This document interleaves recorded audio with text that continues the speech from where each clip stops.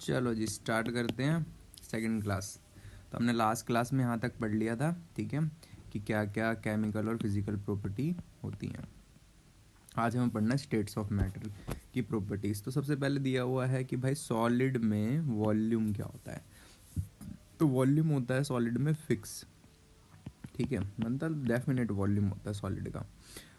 Liquid जो होता है उसका भी वॉल्यूम क्या होता है, डेफिनेट होता है, ठीक है, पर इसकी सेफ फिक्स नहीं होती। फॉर एग्जांपल तुमने अगर एक जग में 1 लीटर पानी लिया है और इस 1 लीटर पानी को तुमने किसी फ्लास्क में डाल दिया, तो उस फ्लास्क में जाने के बाद भी वो पानी 1 लीटर ही रहेगा, पर यहाँ पे पानी ने क्या चेंज कर ली, शेप चेंज कर ली।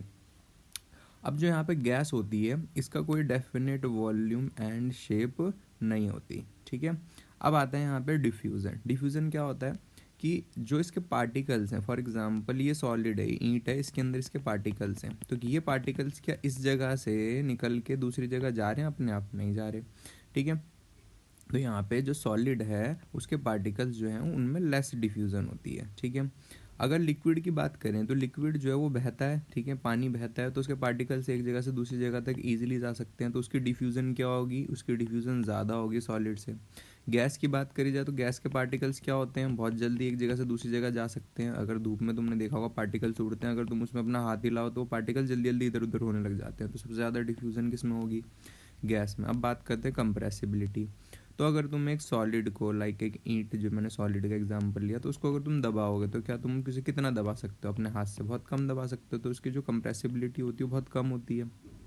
लिक्विड जो होता है उसको अगर तुम कंप्रेस करने की कोशिश करोगे तो वो कंप्रेस होगा, पर किससे ज़्यादा कंप्रेस होगा, सॉलिड से ज़्यादा कंप्रेस होगा।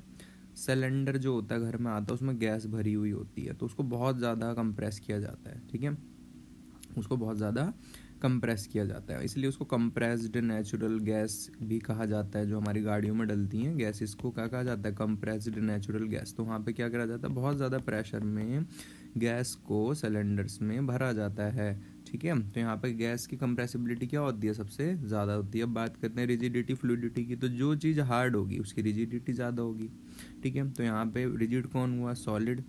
लिक्विड की रिजिडिटी कम हुई और गैस की रिजिडिटी क्या हुई, सबसे कम हुई।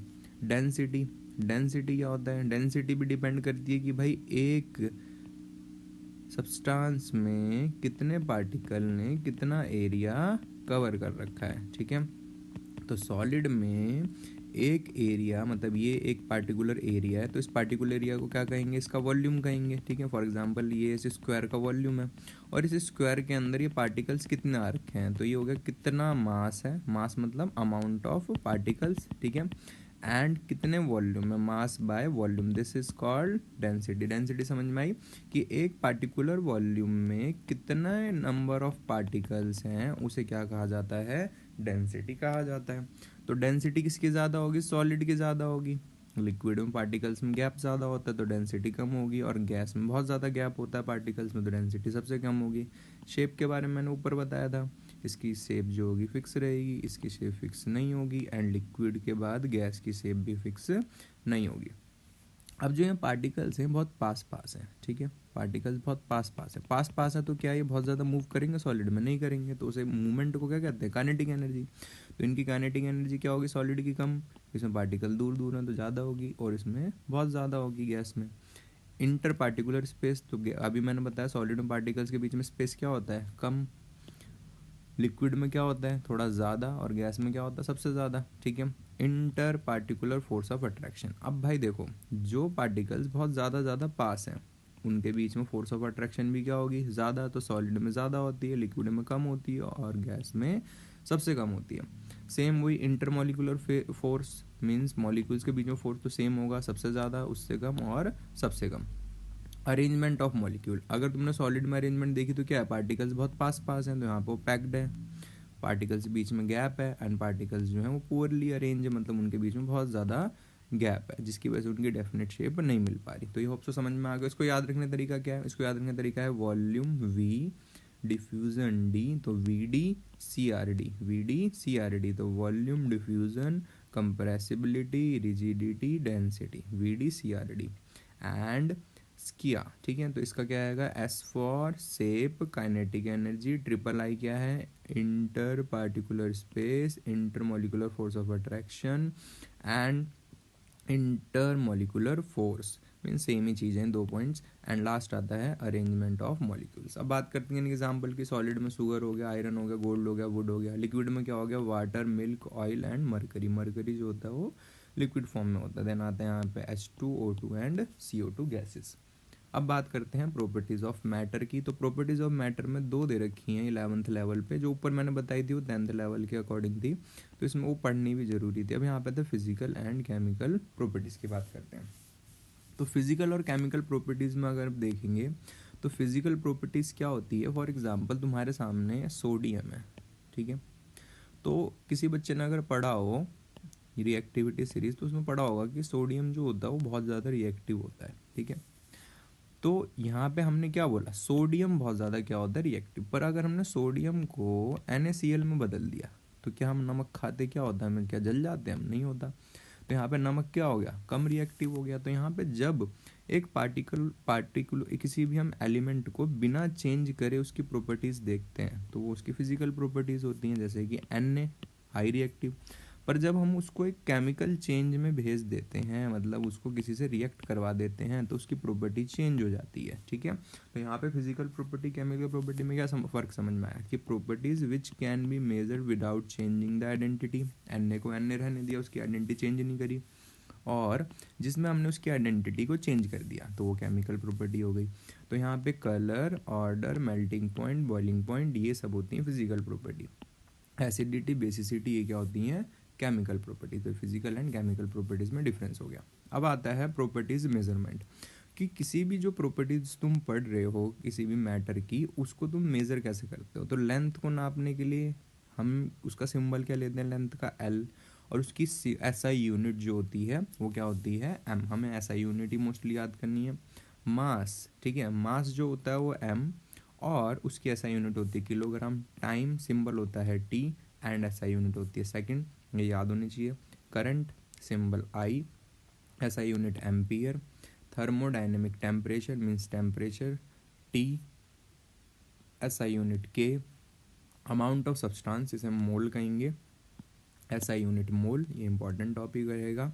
ल्यूमिनस इंटेंसिटी, ताप, ठीक है, ताप। फॉर एग्जांपल तुम एक आग के सामने बैठे हो तो तुम्हें कितनी ज़्यादा उसकी आग की आंच लग रही है, ठीक है। और तुम बल्ब के सामने बैठे हो तो कितनी लग रही है, और जो शादी पार्टी में मरकरी लगी होती है उसके सामने बैठे हो तो कितनी ज़्यादा उसकी इंटेंसिटी तुम्हें फील हो रही है, तो उसे हम कैंडेला कहते हैं, ठीक है। अब आता है यहाँ पे कि कुछ सिंबल्स पता होने चाहिए कि भाई इनकी जो वैल्यू लिखी हो तो तुम्हें कितना उसकी वैल्यू लिखनी है। फॉर एग्जांपल अगर तुम्हारे सामने लिखा हुआ है कि किलोग्राम, तुम्हारे सामने मान लो लिखा हो किलोग्राम, तो किलोग्राम का मतलब क्या होता है, किलोग्राम का मतलब होता है 1000 मीटर।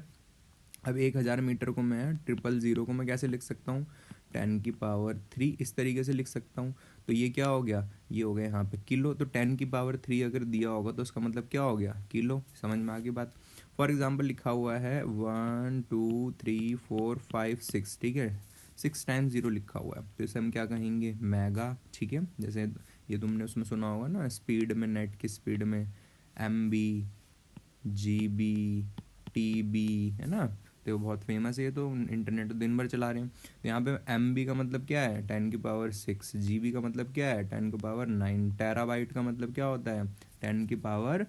ऐसी नेगेटिव में दे रखा है, तो पहले डेका दे रखा है 10 को, नेगेटिव में दे रखा है -1, सेंटी को -2 कहते हैं, मिली को फॉर एग्जांपल दिया हुआ है मिलीमीटर, तो मिलीमीटर का मतलब होता है -3, ठीक है। तो ये सेल्स वाले चैप्टर में जहाँ पे सेल्स के पार्टिकल्स के बारे में बोलते हैं कि सेल का साइज इतना होता है, तो उसमें ये वर्ड यूज़ होते हैं। अब आता है माइक्रोमीटर, ठीक है, म्यू, इसे यू को म्यू कहते हैं, तो म्यू तो इसे -6 होता है। नैनोमीटर NM, तो इसका मतलब होता है -9। पिकोमीटर PM, इसका मतलब क्या होता है, -12। ऐसे एक एंगस्ट्रम भी होता है, ठीक है, उसका -10 होता है, ठीक है। इस तरीके से उसका -10 कहलाता है, इसमें देने रखा। तो ये जो इतने मैंने टिक लगा रखे हैं ये इंपॉर्टेंट है, मोस्टली कोशिश करनी है कि हमें सारे पता होने चाहिए, बहुत ऊपर तक के तो नहीं पता होने चाहिए, इनकी इतनी यूजेस नहीं होते, ठीक है। होप तो समझ में आ गया होगा। ये जो यहाँ पे पार्टिकुलर टॉपिक दे रखा है जिसमें डेफिनेशन दे रखी है एनसीईआरटी में कि भाई मीटर को मीटर क्यों कहते हैं, किलोग्राम को किलोग्राम क्यों कहते हैं, कहाँ से पता चला, तो इसके लिए तो एक पार्टिकुलर वीडियो अलग से बनानी पड़ेगी। ठीक है, आगे बढ़ते हैं। फिलहाल अब बात करते हैं, जैसे यहाँ पे अभी सब तुमने देखो क्या पढ़ा, लेंथ पढ़ा, मास पढ़ा, टाइम पढ़ा, तो इनकी थोड़ी थोड़ी बातें हम करते हैं। तो सबसे पहले आता है मास एंड वेट। तो देखो मास जो वर्ड है वो कहाँ से आया, मैटर से। ठीक है भाई, मास कहाँ से आया, मैटर से। तो भाई कितना मैटर एक ऑर्गेनिज्म के अंदर है वो मैटर कहलाता है उसका mass, amount of matter in it. अब उस मैटर पे जो ग्रेविटी एक्ट कर रही है, तो ग्रेविटी जो एक्ट कर रही है वो कहलाता है उसका वेट। समझ में आया? तो मैटर कितना है वो मास कहलाता है, और ग्रेविटी एक्ट कर रही है वो क्या कहलाता है, वेट कहलाता है। ठीक है, इसकी यूनिट क्या होती है, किलोग्राम। फॉर एग्जाम्पल ये जो वेट है, तो ग्रेविटी यहाँ पे क्या है, फोर्स, ग्रेविटी का यहाँ पे फोर्स, तो फोर्स क्या होता है, मास इनटू एक्सेलेरेशन। तो यहाँ पे मास क्या हुआ, अमाउंट ऑफ मैटर, एक्सेलेरेशन की जगह यहाँ पे क्या आ गया, ग्रेविटी जी। ठीक है, तो इसे एक्सेलेरेशन ड्यू टू ग्रेविटी कहते हैं। तो मास लेट करो 7 है, तो एक्सेलेरेशन ड्यू टू ग्रेविटी कितनी होगी 10, तो एक पर्सन का वेट कितना निकल के आया 70 kg। होप सो समझ में आ गया। तो जब ग्रेविटी एक्ट करती है तो वेट कहलाता है, और अमाउंट ऑफ मैटर मास कहलाता है। ठीक है उसकी यूनिट याद रखनी किलोग्राम। अब आता है वॉल्यूम, अमाउंट ऑफ स्पेस। ठीक है, तो फॉर एग्जांपल एक जार में कितना स्पेस है, एक जग में कितना स्पेस है, एक ग्लास में कितना स्पेस है, तो किसी भी चीज़ में कितना स्पेस है कि उसमें कितना पार्टिकल आ सकते हैं वो कहलाता है वॉल्यूम, और इसकी यूनिट होती है मीटर क्यूब।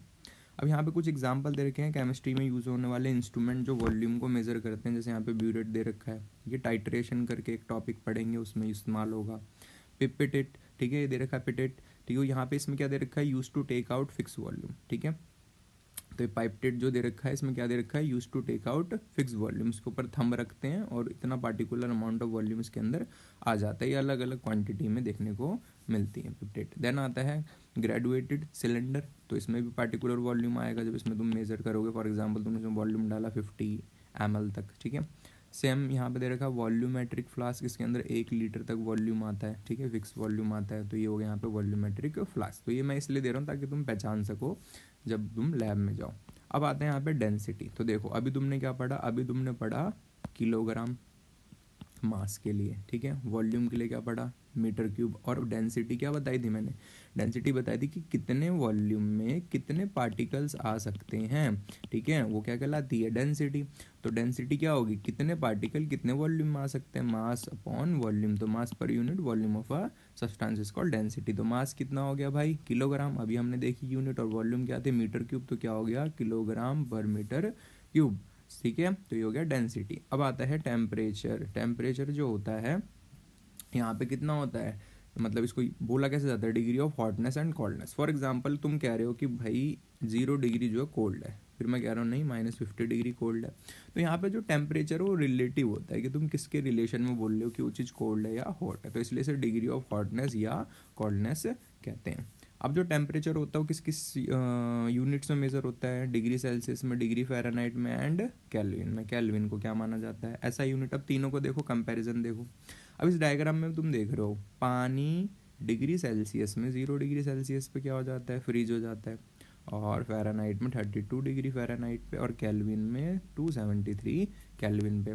पानी बॉईल कब होता है, 100 डिग्री सेल्सियस पे, केल्विन में 373.15 एंड 212 डिग्री फ़ारेनहाइट में पानी क्या होता है, बॉईल होता है। तो ये इनका कंपैरिजन चार्ट दे रखा। अब आता है इनके रिलेशन पे क्वेश्चन किस तरीके से आते हैं। तो बोला जाता है कि भाई मान लो 25 डिग्री सेल्सियस को फ़ारेनहाइट में बदलना है, 25 डिग्री सेल्सियस को डिग्री फ़ारेनहाइट में बदलना है। तो डिग्री फ़ारेनहाइट को सेल्सियस में बदलने के लिए क्या करना पड़ता है हमें, 9/5 डिग्री सेल्सियस प्लस 32। तो यहाँ पे डिग्री सेल्सियस कितना दे रखा है, 25, हमने पुट कर दिया 25, इसको काटा तो कितना आ गया 5। ठीक है, एंड जब इनको यहाँ पे हम प्लस करेंगे, मल्टीप्लाई करके प्लस करेंगे तो कितना आ गया 77 डिग्री फ़ारेनहाइट। तो ये कन्वर्जन समझ में आ गया, इजी है एग्जाम पॉइंट ऑफ व्यू से। अब आता है केल्विन का। केल्विन का इजी है, यहाँ पे दे रखा है 25, हमने सी की जगह क्या रख दिया, डिग्री सेल्सियस की जगह 25, और 273 उसमें क्या कर दिया, प्लस कर दिया। चाहे तुम यहाँ पे देखो लॉजिकली तब भी तुम्हें समझ में आ जाएगा कि भाई 0 किसके इक्वल होता है, 273 के। तो यहाँ पे 1 किसके हो गया, 274 के। ठीक है, ऐसे 25 कितना हो गया, 273 प्लस 25। तो ये भी यहाँ पे तुम्हें समझ में आ गया होगा लॉजिकली किस तरीके से फॉर्मूला बनाए। तो होप सो आज की क्लास समझ में आई होगी। अब हम